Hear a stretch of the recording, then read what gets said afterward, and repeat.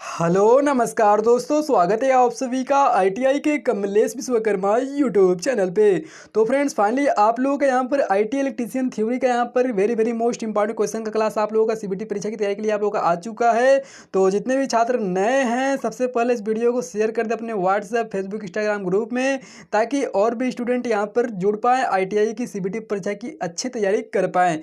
और यहाँ पर आइए वीडियो को स्टार्ट करते हैं। बट जो छात्र चैनल पर नए हैं अभी तक सब्सक्राइब नहीं किए हुए हैं चैनल को, तो आप लोग सब्सक्राइब कर ले। आपको नीचे एक रेड का बटन दिख रहा है सब्सक्राइब वाला, उसको दबाना है और बेल आइकन को ऑल पर प्रेस कर लेना है, क्योंकि आपको डेली शाम 7:30 बजे आपको आईटीआई की क्लास दी जाती है।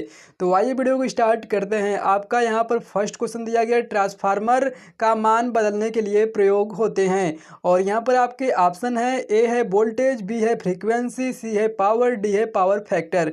तो फ्रेंड्स यहाँ पर फटाफट आप लोग अपना आंसर बताइए। तो यहाँ पर आपका जो ट्रांसफार्मर का मान बदलने के लिए प्रयोग होता है वो है आपका ऑप्शन ए, बिल्कुल राइट आंसर, यानी वोल्टेज आपका बिल्कुल राइट आंसर है। अब यहाँ पर आपका दूसरा क्वेश्चन निकल के आता है, ट्रांसफार्मर सिद्धांत पर कार्य करता है। तो फ्रेंड्स यहाँ पर आपका पूछ रहा है ट्रांसफार्मर किस सिद्धांत पर कार्य करता है। तो यहाँ पर आपका ए दिया गया सेल्फ इंडक्शन, और बी है म्यूचुअल इंडक्शन। तो यहाँ पर आपका सी ऑप्शन है सेल्फ और म्यूचुअल इंडक्शन, डी है उपरोक्त में से कोई नहीं।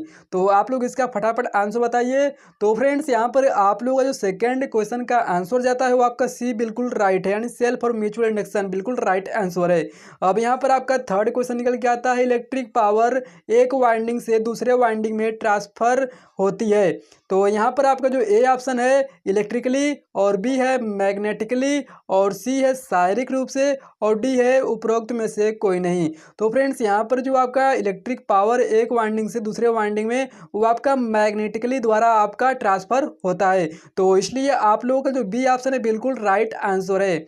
अब यहाँ पर आप लोगों का जो चौथा क्वेश्चन है, ट्रांसफार्मर रेटेड में है। आपका ऑप्शन ए है केडब्ल्यू, बी है केवी, सी है केडब्ल्यूएच, और डी है केवीए। तो आप लोग इसका फटाफट आंसर बताइए। आप लोगों के सामने ही आंसर दिख रहा है। तो यहाँ पर फ्रेंड्स आपका जो चौथे क्वेश्चन का आंसर होता है आपका डी बिल्कुल राइट आंसर है। तो यहाँ पर देखिए आप लोगों का जो ट्रांसफार्मर का रेटेड होता है वो आपका केवीए में होता है, इसलिए आपका जो डी ऑप्शन है बिल्कुल राइट आंसर है। और अगर आप लोगों की सीबीटी परीक्षा में पूछता है तो आप लोग फटाक से टिक कर लीजिएगा। तो यहाँ पर आपका पांचवा क्वेश्चन आपके सामने निकल के आता है। तो यहाँ पर देखिए आपका दिया गया ट्रांसफार्मर कोर्स लेमिनेटेड आर्डर में। तो फ्रेंड्स यहाँ पर जो ट्रांसफार्मर कोर यहाँ पर पूछ रहा है, ठीक, कोर लेमिनेटेड आर्डर में। तो यहाँ पर आपका ए जो है निर्माण को सरल बनाए, बी है मूल्य कम करना, सी है उसी एडी करंट लॉस कम करना, और डी है उपरोक्त में से कोई नहीं। तो आप लोग पांचवें क्वेश्चन का आंसर जो है फटाफट बताइए। तो फ्रेंड्स यहाँ पर आप लोगों का जो ट्रांसफार्मर कोर लेमिनेटेड ऑर्डर में, तो आपका जो आपका आंसर सी है ऑप्शन एडी करंट लॉस कम करने के लिए, इसलिए आपका यहाँ पर जो सी ऑप्शन बिल्कुल राइट आंसर है। अब यहाँ पर आपका छठवां क्वेश्चन निकल के आता है। तो दिया गया है पावर ट्रांसफार्मर में, और यहाँ पर आपका पावर ट्रांसफार्मर है, तो इसलिए आपका यहाँ पर ऑप्शन है A constant voltage device, B है कांस्टेंट पावर डिवाइस, सी है कांस्टेंट मेन फ्लक्स, डी है कांस्टेंट करंट डिवाइस। तो आप लोग इसका फटाफट आंसर बताइए। क्वेश्चन नंबर 6 है। तो फ्रेंड्स यहाँ पर आप लोगों का जो क्वेश्चन नंबर का 6 का यहाँ पर आंसर निकल के आता है आपका सी बिल्कुल राइट आंसर है, यानी आपका जो पीटी पावर ट्रांसफार्मर, पीटी को समझते हैं हम लोग, ठीक है, पावर ट्रांसफार्मर को स्मॉल लेटर में पीटी बोलते हैं, इसलिए आपका जो पावर ट्रांसफार्मर है ये आपका कांस्टेंट मेन फ्लक्स है, इसलिए आपका सी जो ऑप्शन है बिल्कुल राइट आंसर है। अब यहाँ पर आपका सातवां क्वेश्चन निकल के आता है, ट्रांसफार्मर में किस प्रकार के लॉसेस कांस्टेंट है। आपका ए है आयरन लॉसेस, बी है कॉपर लॉसेस, सी है ऊपर बताए दोनों, डी है ऊपर के कोई नहीं। तो फ्रेंड्स आपके सामने क्वेश्चन का आंसर दिया गया है, आप लोग इसका फटाफट आंसर बताइए। तो आपका ट्रांसफार्मर में किस प्रकार के लॉसेस कांस्टेंट है। तो यहाँ पर आपका जो ऑप्शन 7 यहाँ पर दिया गया है, आपका यहाँ पर जो ट्रांसफार्मर में है उसमें यहाँ पर आयरन लॉसेस भी होता है और कॉपर लॉसेस होता है। तो यहाँ पर आपका जो बाइंडिंग होता है उसके द्वारा आपका कॉपर लॉसेस होता है, और जो आपके कोर होते हैं उसके आयरन लॉसेस होता है, इसलिए आपका जो सी ऑप्शन है बिल्कुल राइट है। ऊपर के बताए दोनों बिल्कुल राइट आंसर है। अब यहाँ पर आपका आठवां क्वेश्चन दिया गया है, ट्रांसफार्मर का इंडक्टिव रिएक्टेंस निर्भर करता है। आपका ए ऑप्शन है लीकेज फ्लक्स, बी है कोर के आकार, सी है आपका ए और बी दोनों, डी है उपरोक्त में से कोई नहीं। तो फ्रेंड्स आप लोग इसका फटाफट आंसर बताइए। तो फ्रेंड्स यहाँ पर जो आपका ट्रांसफार्मर का इंडक्टिव रिएक्टेंस निर्भर करता है वो आपका लीकेज फ्लक्स पर निर्भर करता है। अब यहाँ पर आपका 9वां क्वेश्चन आता है, पावर ट्रांसफार्मर में लोड के साथ बदलती है जो नुकसान कर रहे हैं। आपका ए है कॉपर लॉस, बी है घर्षण और वाइंडेज लॉस, और सी है एडी करंट लॉस, और डी है हिस्टैरिसीस लॉस। तो फ्रेंड्स आप लोग 9वें क्वेश्चन का आंसर फटाफट बताइए। तो फ्रेंड्स यहाँ पर आप लोगों का जो कॉपर लॉसेस है यानी आपका ए ऑप्शन है बिल्कुल राइट आंसर है। अब यहाँ पर आपका 10वां क्वेश्चन निकल के आता है, बकोल्ज रिले आपका ए दिया गया है वोल्टेज संवेदनशील डिवाइस, बी है करंट संवेदनशील डिवाइस, सी ऑप्शन है आपका गैस चलित डिवाइस, और डी है फ्रीक्वेंसी संवेदनशील। तो फ्रेंड्स आप लोग इसका फटाफट आंसर बताइए, आपके सामने क्वेश्चन झलक रहे हैं। तो फ्रेंड्स आपका यहाँ पर 10वें क्वेश्चन का जो आंसर निकल के आता है वो आपका सी बिल्कुल राइट आंसर यानी गैस चलित डिवाइस। अब यहाँ पर आप लोगों का दिया गया है क्वेश्चन नंबर 11।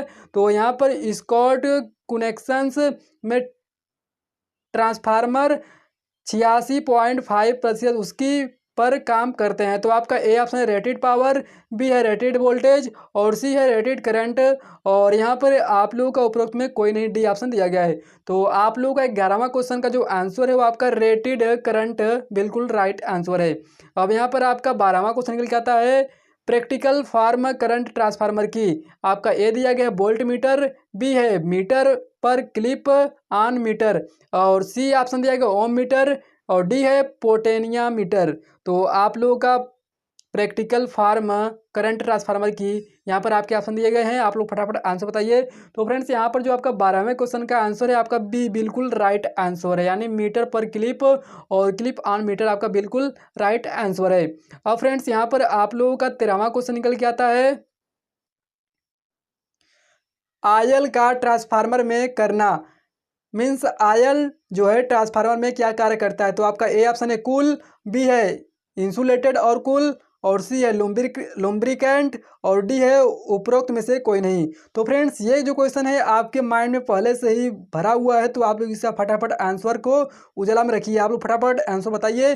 तो यहाँ पर फ्रेंड्स आपका जो 13वें क्वेश्चन का आंसर है वो आप लोगों का बी जो है बिल्कुल राइट आंसर है यानी जो ट्रांसफार्मर में आपका आयल होता है वो एक प्रकार से इंसुलेशन का भी काम करता है और ट्रांसफार्मर को कूलिंग करता है, इसलिए आपका बी ऑप्शन बिल्कुल राइट आंसर है। अब यहाँ पर आपका 14 क्वेश्चन आता निकल के, ट्रांसफार्मर वाइंडिंग में लीकेज फ्लक्स के मूल्य पर निर्भर करता है। ए है आपका अप्लाइड वोल्टेज, बी है टर्न रेशो, और सी है लोड करंट, डी है म्यूचुअल फ्लक्स। ठीक है, तो आप लोग 14वें क्वेश्चन का फटाफट आंसर बताइए। तो फ्रेंड्स आप लोगों का यहाँ पर जो सी ऑप्शन है बिल्कुल राइट आंसर है, लोड करंट आपका बिल्कुल राइट आंसर है। अब फ्रेंड्स यहाँ पर आप लोगों का 15वां क्वेश्चन आपके सामने निकल कर आ रहा है। तो देखिए दिया गया, यदि ट्रांसफार्मर में सप्लाई बारंबारता 2 गुनी कर दी जाए तो आपका ए जो है हाई हिस्टैरिसीस लॉस भी 2 गुना, और बी है एडी करंट लॉस भी 2 गुना, सी है आयरन लॉस भी 2 गुना, और डी है आपका लास्ट ऑप्शन कॉपर लॉस भी 2 गुना।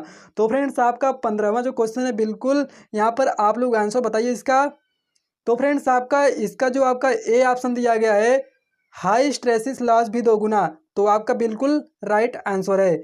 अब फ्रेंड्स आप लोगों का 16वां क्वेश्चन यहाँ पर दिया गया है, नो वोल्ट पर पावर इनपुट ट्रांसफार्मर मेरे रेटेड वोल्टेड, और यहाँ पर कॉम्प्राइसिस प्रीडोमिनेटली पर आपका ए ऑप्शन है कॉपर लॉस, बी है हाई स्ट्रेसिस लॉस, सी है कोर लॉस, और डी है एडी करंट लॉस।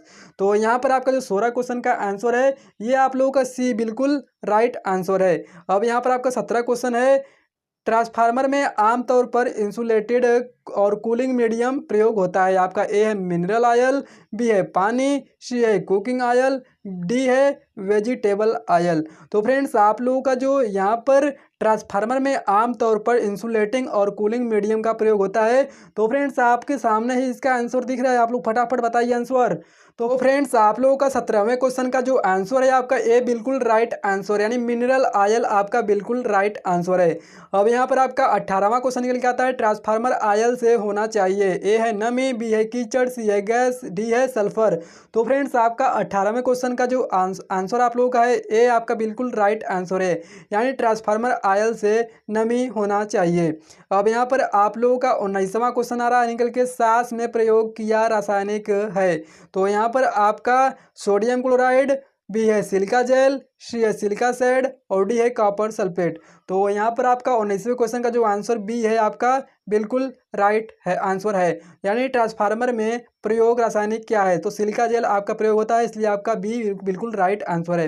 अब यहाँ पर आपका 20वां और लास्ट क्वेश्चन है, डिस्ट्रीब्यूशन ट्रांसफार्मर सिलेक्ट किया जाता है। और तो यहाँ पर आपका ए ऑप्शन है वोल्टेज रेगुलेशन, बी है कार्य कुशलता और सी है सभी दिन कार्य कुशलता और डी है उपरोक्त में से कोई नहीं। तो फ्रेंड्स आपका बी ऑप्शन का जो आंसर है यहाँ पर होता है सी आपका बिल्कुल राइट आंसर है, सभी दिन कार्य कुशलता। तो फ्रेंड्स ऐसा ही आपको स्टडी करने के लिए आपको चैनल से जुड़ जाना है, सब्सक्राइब कर लेना है और इस वीडियो को अपने दोस्तों के पास शेयर भी जरूर कर देना। धन्यवाद।